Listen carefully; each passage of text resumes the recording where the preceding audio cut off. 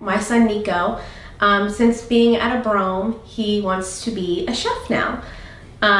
With having more control in the kitchen than he does at home. Now we give him that, but at first we did not.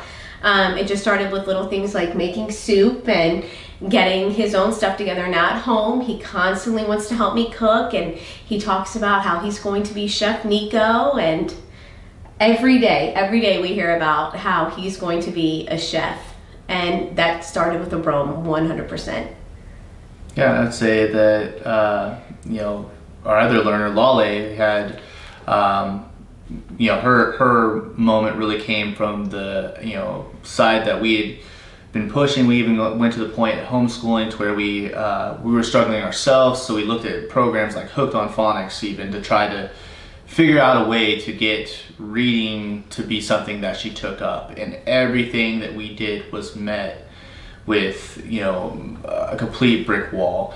And we, got to the point where we didn't know what to do. And the greatest thing that I have seen happen was the change in how when she came here and that pressure was off of her, where she was able to actually choose when she wanted to learn, how she wanted to learn, how she wanted to take on reading. Being around other students that read. Being around other students who were able to read and who inspired her to do those things and to take that challenge on. She really, the light bulb just went on. She lit up and she was inspired to do this without us telling her to do it, and watching that change of her going from, no, I don't want to read, stop, I can't do this, to, hey, can we read this book? Coming home from here and asking all of a sudden, within a very short period of time, asking us to be able to do, something that was just a complete 180 from where we'd been at. So, I'm so thankful for Abrome,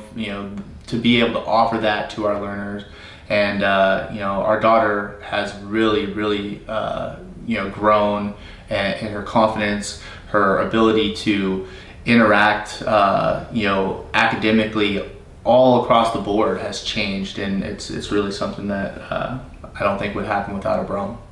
Well, I will just say about my older learner, there were days when I would have to peel his fingers off the front door to get him out of the door into school.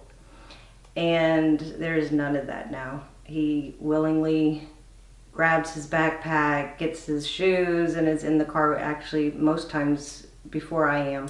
Kaylee absolutely loved the documentaries that you show every week.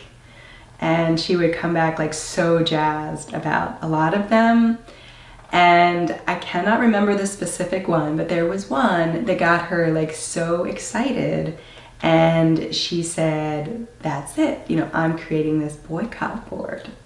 So she started looking at the world through the lens of, conscious business and ethical business, and, helping me to make choices about how I spend my money. I mean, I've always been conscious, and so it's been a conversation, but she kind of took it to a new level of, you can't buy Purina for our dogs because it's made by Nestle, and because she had this boycott board that she created here, good companies and bad companies, that I didn't know how many companies Nestle own. I mean, and so it just kind of, raised her awareness as a global citizen and her role in the world, I think more than she had before.